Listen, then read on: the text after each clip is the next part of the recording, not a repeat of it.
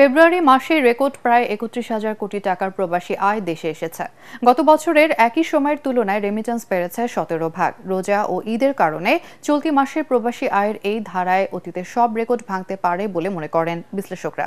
তাদের মতে যুক্তরাষ্ট্র, যুক্তরাজ্য সহ কম প্রবাসী আয় আসা দেশগুলো থেকে বেশি অর্থ আসছে, অন্যদিকে কমেছে অর্থ পাচার।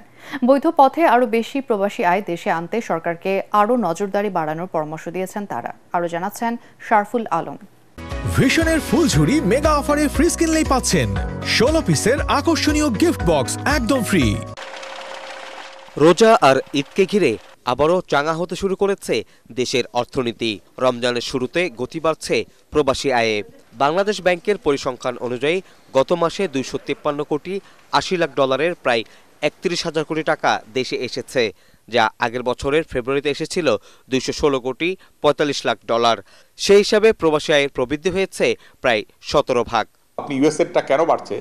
লেস পিপল হলেও কিন্তু ভলিউমে বেড়ে যাচ্ছে, যে because they are sending the more money, they are more capable, so the amount is huge. এখান থেকে আমার কাছে মনে হচ্ছে যে in future this country will create a huge hub for the remittance earner.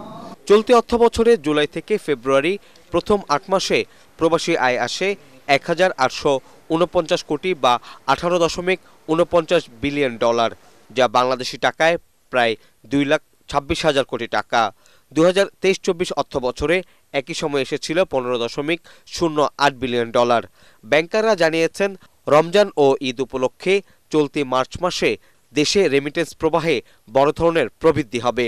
এই ক্ষেত্রে গত ডিসেম্বরের সর্বোচ্চ রেকর্ডও ছাড়িয়ে যেতে পারে। আমেরিকা বা অস্ট্রেলিয়া, ইংল্যান্ডে আপনি কিছুদিন থাকলে একটা রেসিডেন্সি পেয়ে যান, সবাই ওটার দিকে নজর, ফলে ওখান থেকে আসার সম্ভাবনা বেশি থাকলেও টাকাটা ওখানে রিইনভেস্টমেন্ট হয়ে যাচ্ছে। ওখানে হাই টিকিটের লোকজন বেশি, লো টিকিটের লোকজন ওখানে কম। যদি কিছু পাচারের অর্থ এবং কিছু লোককে এখানে ইনভেস্ট করার জন্য উদ্বুদ্ধ করা যায়। বিশ্লেষকরা বলছেন, বৈধ পথে দেশে প্রবাসী আয় আসার প্রবণতা বাড়ছে।